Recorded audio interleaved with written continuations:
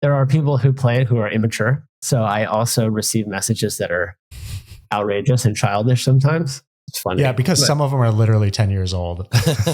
We get those all the time. And I can't believe what they're saying to me. It's so outrageous. So we just chatted with Alex Clemesha of the Wiki Game. Aaron, what was your favorite part of that interview? I think we talked to a lot of different game developers. Sometimes people have quick hits. I think what's cool about this is Alex started working on this game, 15 or so years ago. And it's just been a slow and steady build over time. There's certainly been some spikes in traffic where in the midst of COVID, maybe traffic spiked a bit, but just that persistence over time. And you can really tell that it's a kind of a passion project and a labor of love. And so that's super cool to see. Yeah, I think for what I took away was, Alex has found growth through just sustained kind of consistency over time. It didn't seem like there were really any incredible spikes in traffic at any one point. And so part of this, and I think we've seen this with our own games, is just the time it takes, for it to kind of take off. And he has,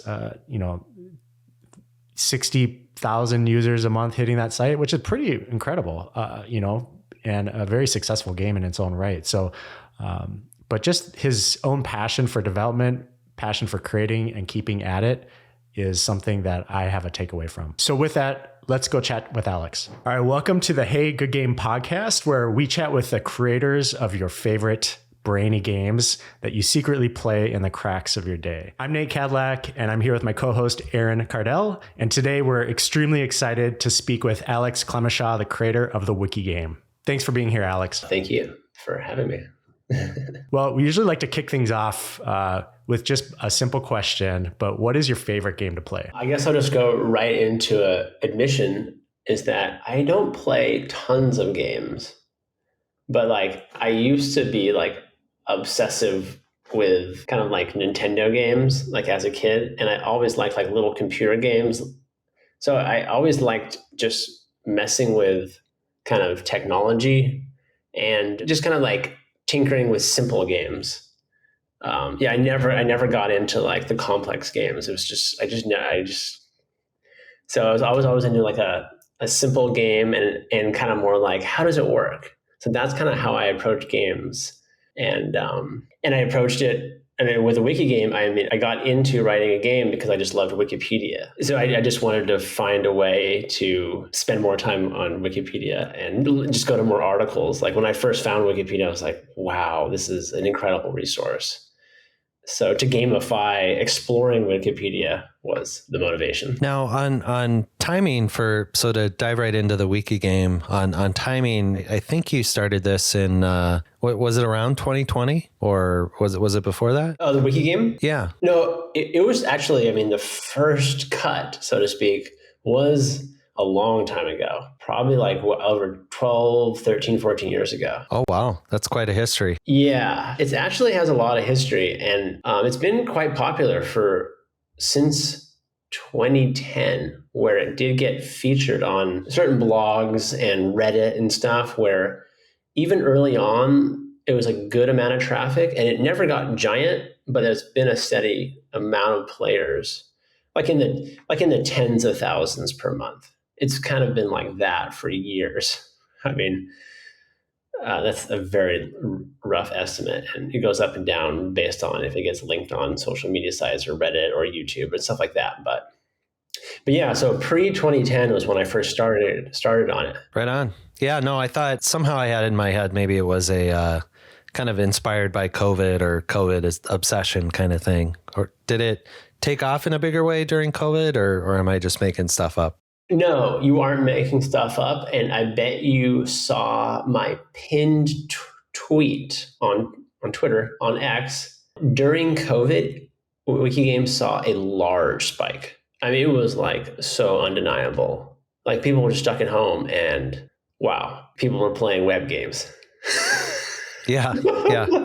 Suddenly got a little bit of time on their hands, right? It was man. It was and I have a web game, but I also have a iOS app. And it was 5x sales for a couple months. It doesn't sell that much, but we're talking like, a large increase. So that was just a large spike. It was probably one of the largest spikes. But there has been a few over the years where it's been like at really popular like subreddits or stuff like that. So to rewind back then, so it's been out there for a while. I imagine it's been quite the journey to just see waves of people discovering it and things like that. But which was first? I've got to imagine the website was before the iOS app. Yeah, the website was first. And it was motivated, actually, just to dive right into technical details. I don't know if that's appropriate or not, but I mean, one of the motivations was my love of Wikipedia, but the other one was I wanted to make a real-time multiplayer web game. That was like I wanted to just figure out a way to like learn how to do that. And there was like around that time, there was technologies kind of pre-WebSockets. You're probably familiar with WebSockets, which is kind of the way to do real-time web functionality these days. But around 2010 and before that, it was less obvious how to do that. But I wanted to make a web game, so that was one of the main motivations. So yeah, it's a multiplayer game. So it's funny you bring that up because we've been researching a lot of web games out there, and it's not that common that there's kind of true synchronous multiplayer mode. So many of these are sort of casual games that you play whenever you've got time, and if there is a multiplayer element, it's asynchronous. But it sure seems like you've got a solid adaptation of that.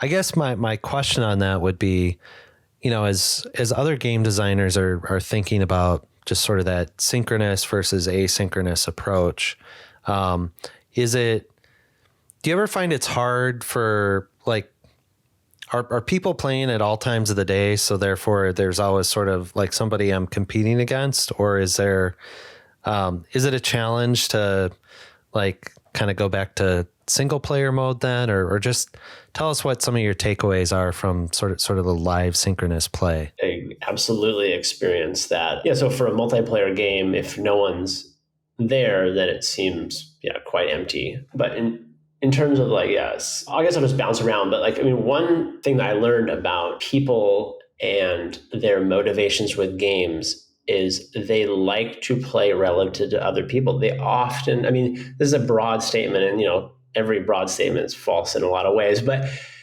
people are very motivated by playing against others. So at least that's what I saw. So it was just, I would get lots of complaints when in the early days that it was kind of like a multiplayer game, but there was not enough people there, but it would go up and down. It's spiky traffic, and you got people coming and going. It's such a casual game. You don't have long time people playing it really. And do you happen to know, like, are there, or do you have any way to track, like, are there, like, what's cool about it is you can just play against anyone, and you show up and you're playing against like whoever's in it at the time. But do you have a lot of awareness of people that maybe organize, like, we're going to get on and play at the same time? I'm currently working on the third version of the game. The first version was built around 2010. That had true real-time multiplayer. The second version actually has kind of like pseudo real-time. It actually does a polling effect, but in these like group rooms. But what I did add was the ability to make private group rooms. So you can make a private group where you can choose your own like challenges, choose your own start and end pages, your own Wikipedia articles to connect. In terms of that, like that motivation came about from so many requests. We want to have a private room to choose our own articles to connect on Wiki. We want to choose the the ideas that we're exploring on Wikipedia. So that's how the game, which is live right now, version 2, there are private rooms. So a lot of people just know the game as going to the public group, which is just like if you just go to the site right now as an anonymous user, you can play with anyone else. But there are private groups now where you can choose your own. Yeah, I'm curious. So I'm generally really curious at the overall picture of the Wiki Game. And you wrote up a case study, which is a great case study in terms of like how you built it out. You'd mentioned you have about 45,000 people a month coming to the game at the time it was written. What are the things that you do? Do you do any marketing or any talking about the game as a way to draw new people in, or do you just kind of let it run on its own? What are you doing for retaining or getting new users? Yeah.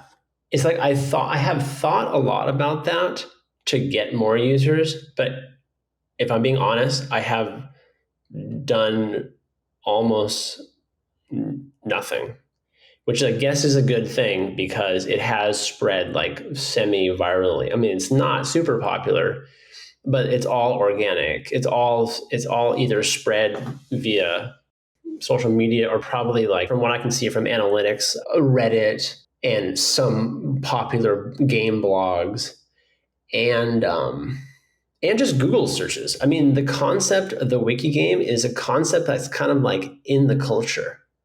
And I don't know if you guys didn't know that or not, but like there's a lot of other people who have independently invented the Wiki Game and actually have approached me in the past, or there are some other games kind of very similar to it that have the same concept, even a couple that have come and gone over the years. So that's another just organic search of people just, Wiki, Google the phrase Wiki Game, and actually that's because people just are thinking about Wikipedia and playing a game. And I've been kind of like the top result on Google for many years, which has been helpful. So have you ever thought about reaching out to Wikipedia? Like, has there ever been any sort of partnership or conversations around partnering in some way? Yeah, I have a couple cool stories with that. My coolest story for internet savvy people is that Wikimedia themselves contacted me in around 2009-10 timeframe. And actually their lawyers did. And their lawyer at that point was Mike Godwin of Godwin's Law, which is a famous internet law that a lot of people are familiar. It has to do with conversations eventually as they go down and more people get into more argumentative.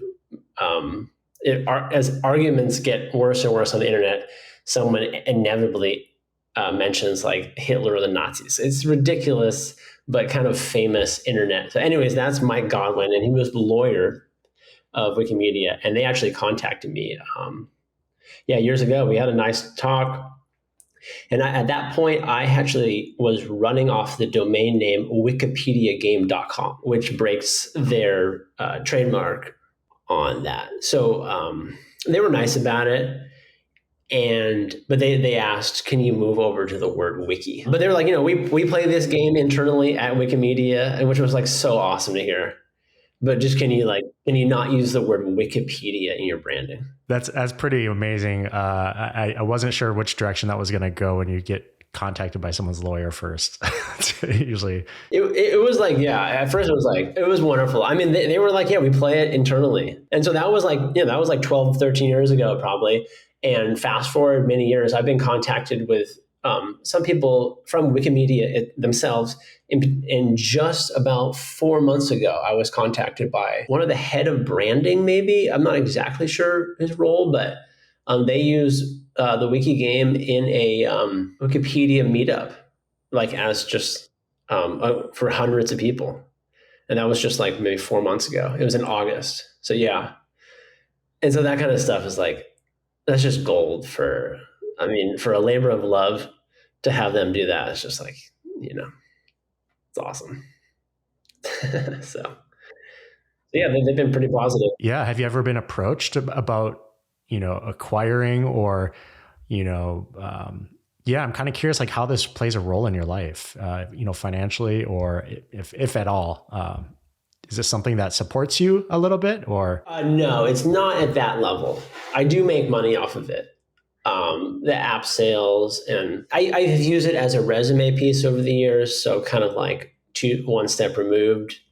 I show people like, look at this thing I made over several years. Like I built the iOS app, I built the web app. I've like dealt with all the nuances that come into play when you're dealing with tens of thousands of users. All spams and hacks and maintenance, and so use it as a resume piece, iOS app. I've actually sold the data a couple times to universities just for them to use as research, totally anonymized data for them to do academic research on. There's actually probably at least 6 to 8 like legitimate academic papers using the Wiki Games data of exploring like how do users traverse links on web links essentially. That's fascinating. So I mean, inherently, it's a game-like activity, just rabbit holing your way through the internet. Right? Rabbit hole. that term. I mean, it's rabbit hole is. Now, I have to ask a question that's got to be on somebody else's mind. Was this inspired in any way by the 6 degrees of separation from Kevin Bacon? Yeah, that's one of the ways that this concept is in the culture. Like people kind of they get it right away because of 6 degrees of Kevin Bacon. Yeah, I personally really didn't. Probably when I started, I didn't know about that concept. Maybe I didn't. Maybe I did. I just love Wikipedia. I mean, it was just me and a buddy of mine. We were just kind of nerdy, and we would just actually sit next to each other on our laptops and just click on links. And then we started being like, okay, let's get to a goal article. It was just so geeky, but that's years ago. That's how it started. So it's awesome.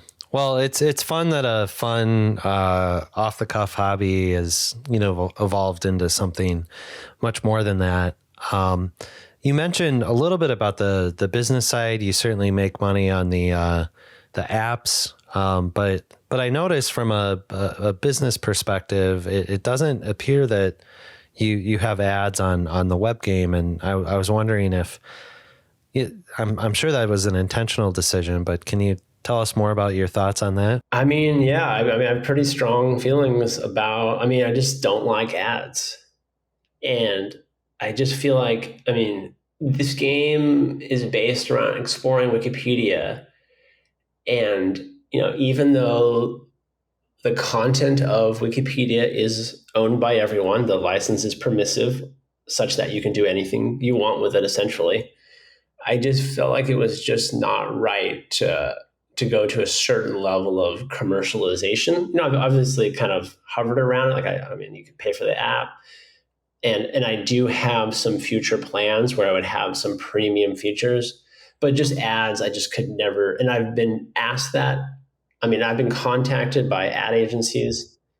Dozens and dozens and dozens of times because the traffic, the retention and the traffic and the time on site is, I think, good enough. I don't even know that much about it because just not going to do it. Yeah, I think that's as we've had these conversations with other creators, it's. Some people have been able to turn it into their full-time thing because of ads, and so there's always this, should I, shouldn't I, how much am I going to ruin the experience, of the game itself? So it's like, there's never one right answer, right? So you have talked to others that have had that tension? Oh yeah, absolutely. Nilanth in Toronto with Cinenerdle has it's kind of a Wordle spinoff in cinema, has postponed his postdoctorate because he's able to earn enough from the ads on his game. And it's like, well, I'd rather build games for a living. And if I can make money doing that, that's a pretty, all of our situations are different, and so it's sometimes comes down to what do you want to spend your time doing? And we've heard both sides. Toby Mao of 18xx Games doesn't run ads. Yeah, I know. I've heard that I could potentially make decent money, and I just feel like it just goes, if it wasn't based around the content of Wikipedia, I would probably be convinced. But it just doesn't seem right. I just can't do it because it's a game based on exploring Wikipedia. So that's my personal experience with this exact game. I understand other games, but it's really because of the Wikipedia content. Maybe I'm a little bit too capitalistic for you, Alex, but an idea you could consider for the future is if you ever were to flex on that, is you could always give a portion of profits back to the Wikimedia Foundation. Yes, that is something I have considered, and I do donate every year, like not a large sum, but definitely non-trivial sum, because I do make on the order of thousands or low thousands on the iOS app. It goes in spikes, but in general, that's the number. So I donate every year, absolutely. So I kind of use that model a little bit for the iOS app because I just kind of loosely take a percentage. But for the web game, at this point. But I am working on version 3. So this is a labor of love that goes on for years. And I go a couple years without touching it. And now I'm actually back on. And I do have some premium features that would be like potentially for larger private groups to pay for just features to make it more fun to play in large groups and to make it more fun to create challenges or to have pre-filled challenges. That's in the site. So I have a lot of kind of premium features. So it would be a freemium model at that point. So it would be no ads and free for most usages. And then for large groups, it would be the freemium model. So I'm optimistic about that. No, that's great. And thanks for revealing some of those features here first.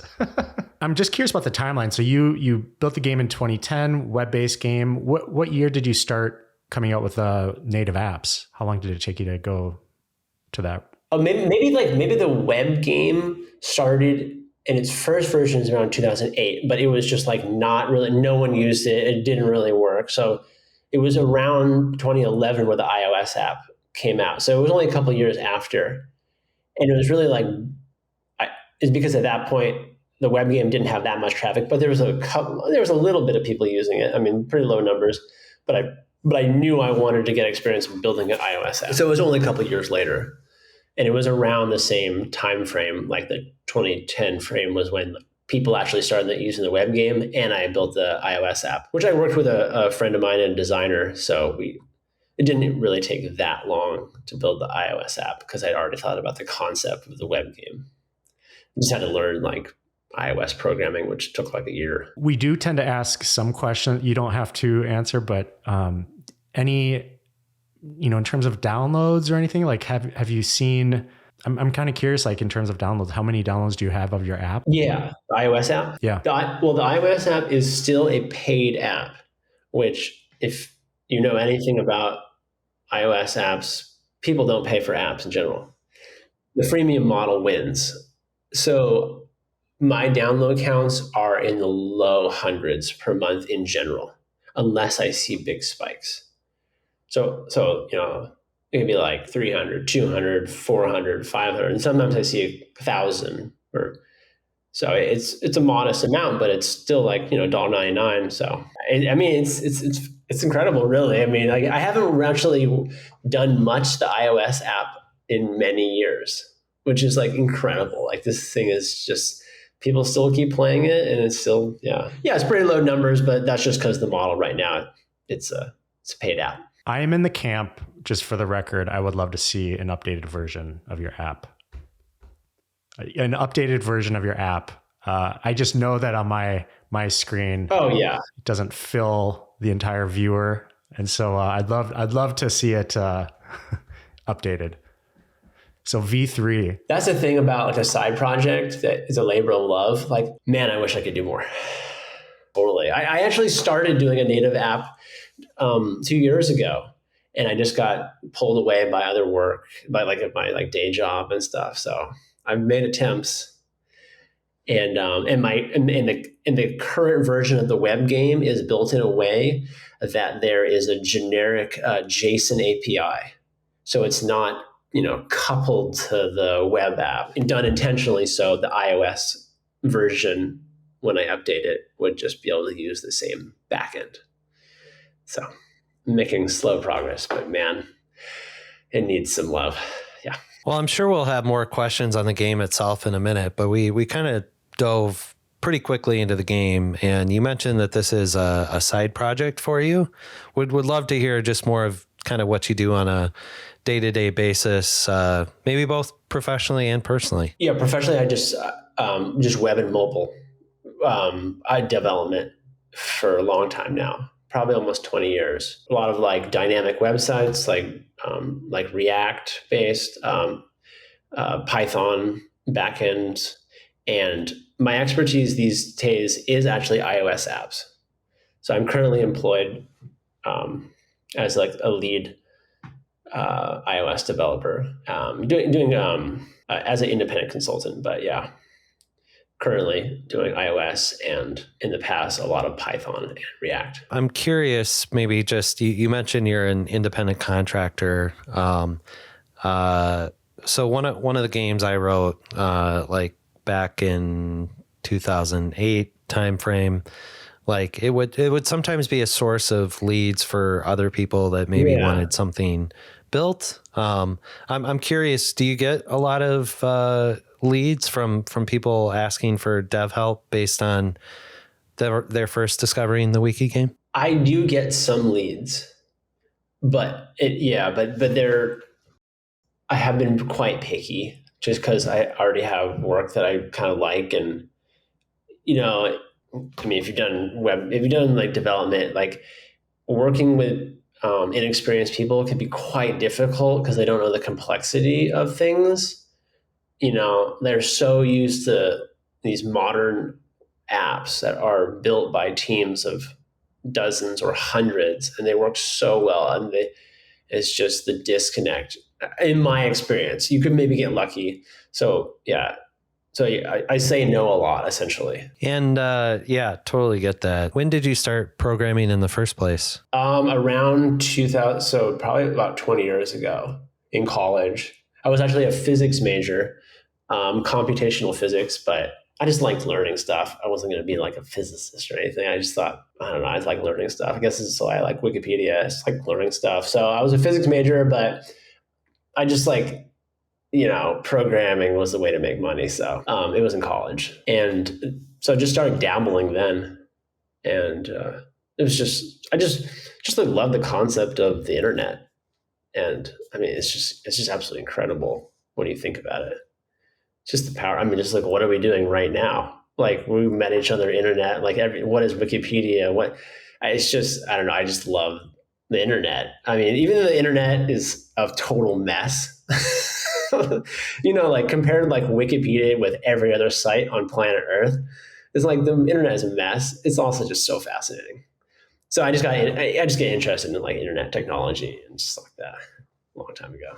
Well, I think you've hooked into one of the bright spots of the internet, which is why I think this makes it so compelling, right? Like you're playing on all the positivity of what Wikipedia brings, and so that's pretty cool in my mind. It's so positive. Wikipedia in general is really positive. Has there been any, we've talked with other developers who just have had fascinating things happen through them because of building games, like people have met their spouses, through Rubik's Cube tournaments. And I'm curious, like if anything has been surprising or serendipitous to you while building the Wiki game. I think the best thing about Wiki Game is the constant stream of meeting people like you guys and all the other people who just contact me. And then you just have like a cool conversation about whether it's the researchers that I've talked to many times over the years from Stanford doing research on just internet content to, Mike Godwin, the lawyer. It's just like interacting with just people like all over the planet, really. So no one thing has stood out, but it's the constant stream. Like every month or two, you meet someone just neat. I mean, I get a lot of messages that are like, it's a casual game. And I feel like some people, there are people who play it who are immature. So I also receive messages that are outrageous and childish sometimes. Yeah, because some of them It's are funny, literally 10 but- years old. We get those all the time. Oh, literally, they're 10-year-olds, and I can't believe what they're saying to me. It's so outrageous. Yeah, I mean, any game creator probably goes through that. Maybe like once it gets popular enough, it's just outrageous the things people say. I mean, it's funny if you have any sense, you just laugh. But it's just like This reminds me a little bit of a conversation I had with Nate early on as we were getting started. Like, Nate, we can have a feedback form. We are not posting our email. Like, just Yeah. the number of random amounts of feedback you get is a lot. Oh, absolutely, yeah. People say outrageous things, but it doesn't affect me one bit. In a way, it's like a good sign because I get I get quite a good amount of positive, and get some outrageous negativity. You know, if you're hearing nothing, you probably haven't hit a nerve. You haven't made something that's meaningful at all. Probably, I mean, in general, that's kind of a good sign, maybe. But yeah, that's one thing that I think web or game creators who put their sites online uh, will end up learning once they get to the intermediary stage of traffic is that you start to get attacked a bit. So I'm dealing with cheaters and people who tried to hack the system and everything from outrageous usernames to the little like script kiddie denial of service type activity, just everything. I've experienced it all. So I'm curious, Alex. It seems like this has been a little bit of a slow burn, just in terms of growth and kind of development over time, and I think there's an aspect of that that's just super cool. I'm wondering if you can remember what did it take to get the first 1,000 users, and even if that wasn't super intentional, just like what do you think brought that about? Yeah, it's a good question. And I think people starting new games, it's a big thing because if you can just get some people to really like your game, it's so motivating. So in the beginning, I actually did a little bit of effort.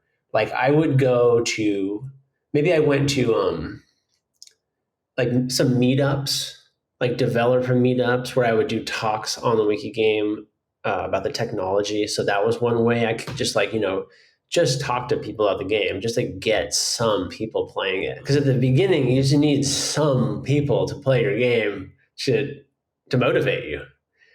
So yeah, meetups are one great way. Like I mean, you have to ride the line between you. You don't want to be spammy because then you just seem spammy.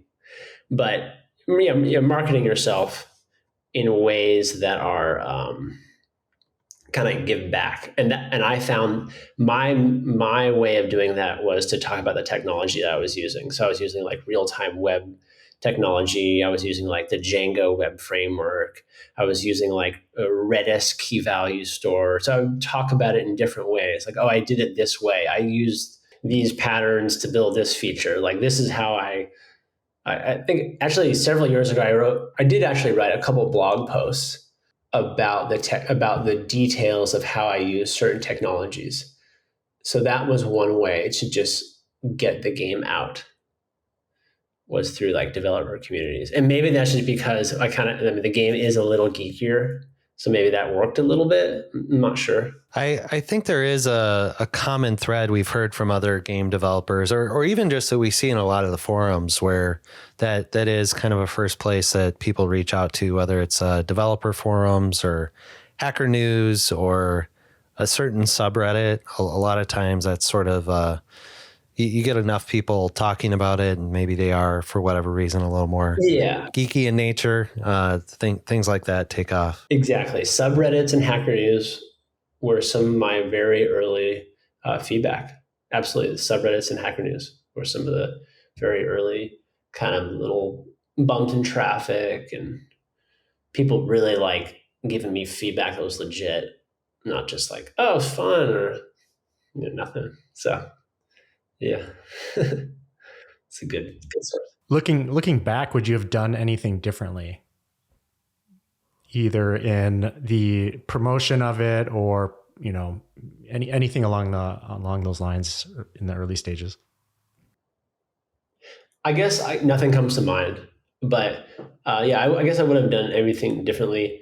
I mean, I feel like you could always do more. I guess. I mean, is that regret? I don't know. I wish I would have done. There's like more to do. There's like more features, and I'm still working at it after 13 years. So like, I mean, I still like, success is going from one failure to the next without losing enthusiasm. So I've tried a bunch of things that didn't work, and I have some high hopes for the game. So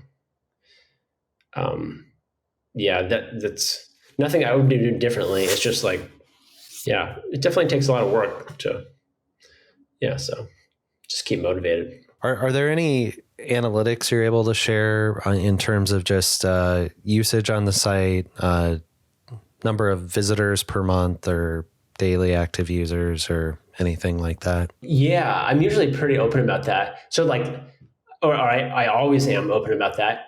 And when I am open about it, like it just gets stale or not. Like in that blog post, that was like that, but that was like probably 4 or 5 years ago. It is not that different actually. So those are the general numbers, like in that like little on my Clemesha.org, the kind of like case study. So that's currently these days, the web game is seeing around 60 to 80,000 unique players a month, and the time on site is hovers around 10 minutes. Which is pretty decent for a casual game. And one fascinating thing is there's a little bit of a long tail of people who are obsessed with the game, who play. And you can actually see that on the leaderboards. You can see some of the people's names that pop up a lot. I mean, if you go in the game a lot, I see people who just play a lot. But yeah, those are the general numbers now. It's around 60 to 80,000 uniques. But it spikes. It can really spike because it gets posted on subreddits or popular YouTube channels, and then it really spikes, and then it just drops off. Yeah. Or Thanksgiving holiday comes up, and it's very seasonal. I'm sure I'll be fascinating playing it how much more in the next week. That's awesome. Yeah. Well, it's funny that you said Thanksgiving holiday because actually, on weekends and holidays, I see a drop in traffic because I think a lot of people play at schools, colleges, and high schools. So that's one extremely distinctive signal you see in the analytics, is that it just goes down on weekends and then back up. We notice that on some of our sites, and as somebody who's has employed people from time to time, it makes you wonder what's happening during the work week. Yeah, well, they're playing casual games. Yes, there's something more fun to do than what you're supposed to be doing. Touching on that subject, I read that you have a lot of teachers who use your game in classrooms. Could you speak to that a little bit and like what's been your experience there? That was one of the motivations for the second version of Wiki Game, which I actually was calling Wiki Game groups. So it was teachers who wanted to control the start and end pages, the articles that you connect on the game. And I actually had like email dialogues with several teachers who were using it in the classroom. And yeah, it's a casual game. So there's not like a lot of depth to it currently. And that's partially there's so much I could do that's more, but just as like a fun, like entertaining and yet educational kind of play, like a couple of times a week. But there are many teachers in probably like high school grades was the most common. Yeah, it's always gratifying. So Alex, when is version 3 coming out? March 1st. So 4 months. There it is. Oh, wow. We'll have to get this podcast out there before March 1st. Oh, now I'm sweating. But thank you so much. Also, I am too. This solves two things for me. Alex. We'll put a little pressure on Nate too. Yeah, that's awesome. Yeah. Alex, if there's, if you want people to reach out to you or find you, where should we direct people? You can just email me at alex@thewikigame.com if you want to just talk about the game, or my last name on X, formerly known as Twitter. I go on there periodically, but you can just email me. And yeah, if you want to, I oftentimes receive emails from beginner developers who ask about a feature of the game and how I built it, and I'm happy to tell like all the details. Like, I built everything's built on open source. Wikipedia content's open source. I'm happy to share exactly how I did everything. So it's extremely generous. Alex, you're obviously working on mobile apps. You're an iOS developer. You've built this game.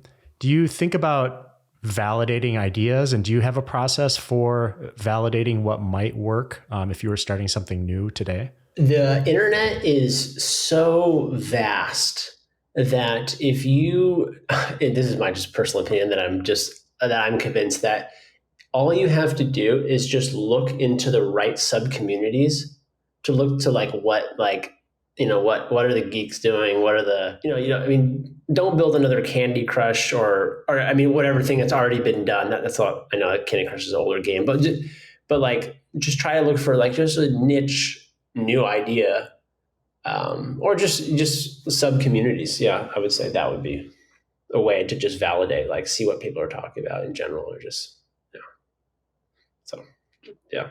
Alex, thanks for joining us today. Really cool what you've developed over, sounds like a 15-year plus period of just an awesome game. Appreciate what you're contributing to the community, and just how much of an open book you are on your process and your journey. Yeah, appreciate talking about it. And so, yeah, thanks for contacting me. It was good talking with you guys, for sure. Thanks, Alex.